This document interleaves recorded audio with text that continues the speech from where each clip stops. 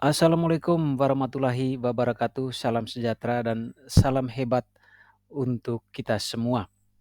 Pada kesempatan hari ini, saya Thomas Elisa Sembol, CGP Angkatan 11 Kabupaten Manggarai Barat, dengan pengajar praktik saya Bapak Victor Damianus Fidelis dan Ibu Fasilitator saya Oktaviana Nolin Akote. Pada kesempatan ini saya akan memaparkan kesimpulan dan reflektif saya tentang pemikiran Ki Hajar Dewantara, yaitu melalui modul 1.1J koneksi antar materi.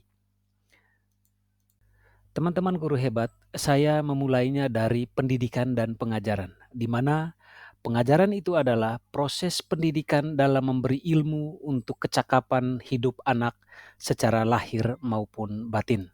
Dan pendidikan adalah menuntun segala kodrat yang ada pada anak untuk mencapai keselamatan dan kebahagiaan yang setinggi-tingginya, baik sebagai manusia maupun sebagai anggota masyarakat.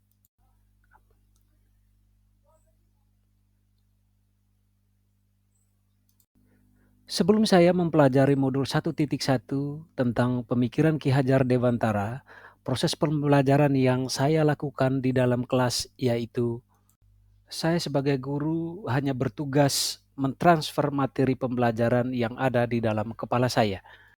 Yang berikut, KKM lebih penting dari karakter murid, karena dalam pemikiran saya bahwa nilai dan kemampuan kognitif anak itu jauh lebih penting.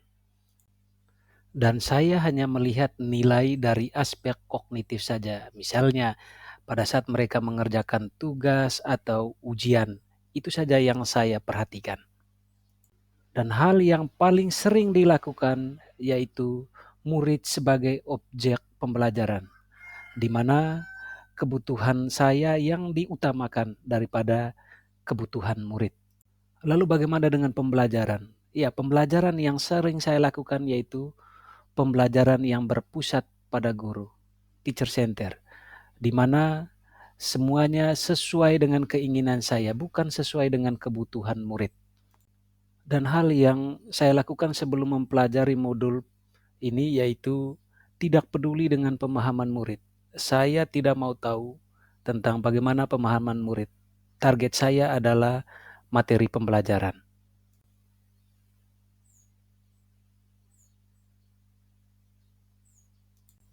Tetapi setelah saya mempelajari modul 1.1 tentang pemikiran Ki Hajar Dewantara, saya menyadari bahwa yang saya terapkan di sekolah selama ini kurang tepat karena saya mengutamakan kepentingan kognitif daripada kebutuhan murid itu sendiri seperti afektif, kebutuhan psikomotor, spiritual, sosial, dan budaya.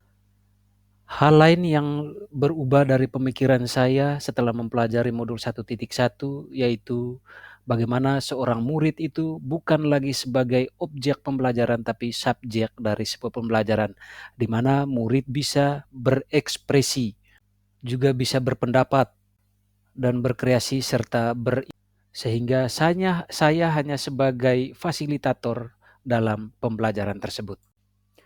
Dan ada hal lain setelah saya mempelajari modul 1.1, di mana guru dalam proses pembelajaran harus menerapkan semboyan pendidikan menurut Ki Hajar Dewantara, yaitu yang pertama adalah ingarso sungtulada.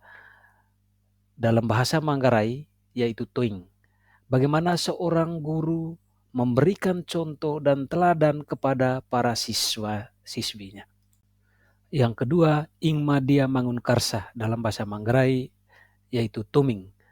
Bagaimana seorang guru di tengah harus memberikan semangat agar siswa-siswinya atau murid bisa belajar lebih giat. Dan yang ketiga yaitu tutwuri handayani dan dalam bahasa Manggarai yaitu titong. Bagaimana seorang guru di belakang memberikan semangat atau dorongan kepada murid agar selalu menjalankan tugas dengan baik.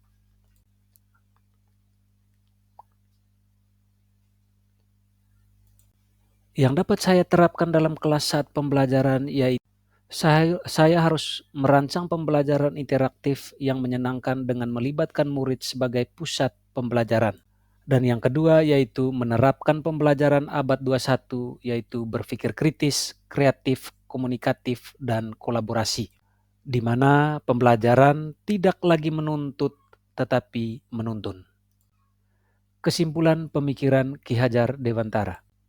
Yang pertama yaitu pendidikan itu harus menuntun, di mana bagaimana seorang guru bisa membimbing semua kodrat yang ada dalam diri anak agar mencapai potensi terbaiknya.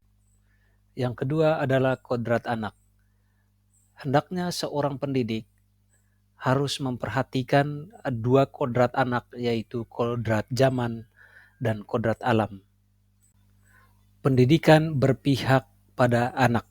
Artinya adalah guru dengan setulus hati, ikhlas tanpa pamrih, dengan cinta kasih yang tulus mendekatkan diri dan membimbing siswanya, sehingga seorang guru itu akan dirindukan oleh siswanya di kelas. Yang berikut yaitu anak bukanlah tabula rasa. Artinya apa? Anak itu bukanlah kertas kosong yang sesuka pendidik menulis dan menggambar atas dirinya. Karena anak itu lahir sudah ada dengan kodratnya sendiri, yaitu kodrat alam dan kodrat zamannya. Sehingga guru hanya punya kewajiban yaitu menebalkan garis samar yang ada padanya untuk laku yang baik dan menyamarkan terus-menerus laku-laku yang tidak baiknya atau karakter yang tidak baiknya. Dan yang terakhir yaitu budi pekerti. Budi pekerti adalah perpaduan harmonis antara pikiran, perasaan, dan kehendak, sehingga menimbulkan semangat. Guru harus menanamkan budi pekerti yang baik agar siswa tidak membahayakan dirinya sendiri dan orang lain, serta mampu menjadi manusia yang beradab.